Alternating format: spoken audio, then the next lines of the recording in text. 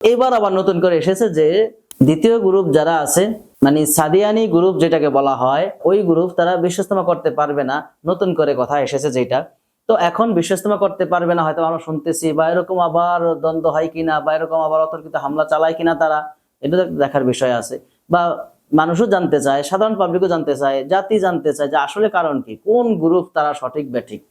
যদি এক গ্রুপই সঠিক থাকে, আরেক গ্রুপ ব্যাঠিক থাকে, তাহলে দুই গ্রুপের সমন্বয়ে কেন বিশ্ব ইজতেমা হবে? দুই গ্রুপের সমন্বয়ে কেন দাওয়াতে তাবলীগের কাজ চলবে? দুই গ্রুপের সমন্বয়ে কেন কাকরাইল মার্কাজ চলবে? দুই গ্রুপের সমন্বয়ে কেন বিশ্ব ইজতেমা টঙ্গীর যেটাকে মার্কাজ বলে ওইটা কেন চলবে?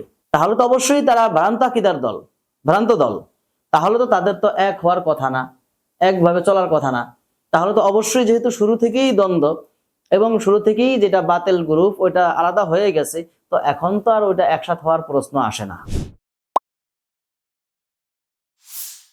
ঘরের নিত্য প্রয়োজনীয় পণ্য পেতে ভিজিট করুন www.kistbazarbd.com। কিস্ত বাজারের বর্ষপূর্তি উপলক্ষে ওয়েবসাইটে চলছে স্পেশাল ডিসকাউন্ট।